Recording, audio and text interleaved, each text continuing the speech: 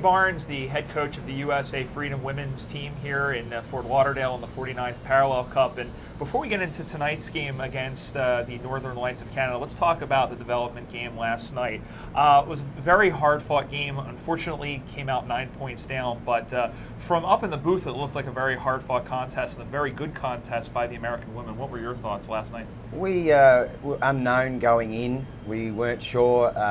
A lot of the players actually were introduced to each other before the game. So we were hoping for the best, and I couldn't be more proud of the effort that the girls put in. They played their heart out all game. They never gave in. They backed each other up and backed their team to the hilt. So I was very, very pleased with what we have, and I think that's a great platform for us moving on, and I'm really looking forward to seeing these girls develop over time.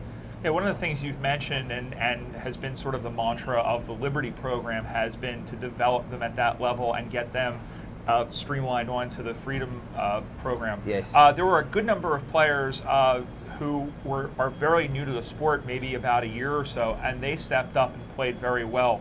What does it mean to this program to see players who are relatively new to Aussie rules football contribute to the national program that early in their careers? We did a bit of a quick count there at one stage, and we had a few girls that had just started playing in June and July. Right. And to get them into a system where there is an organised pathway means heaps to our program. When we first started the Liberty, it was more of an overflow situation. We had a few girls left over, so let's make another team.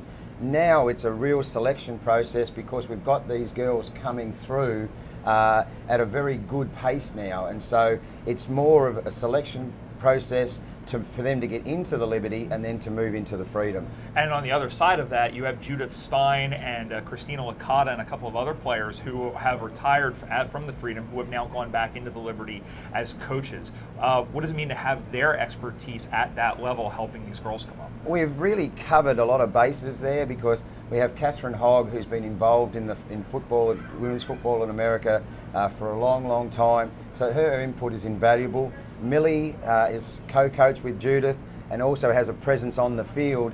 So their input is invaluable for us, and they're also at the grassroots level as well. They go back to their regions and they see what's going on there and what works for them, and then they translate that into our program, and that's invaluable.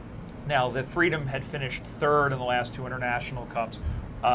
Canada, of course, is the defending champion, and Ireland, who won in 2011, finished second. What is it going to take to get over the hump in 2 years' time?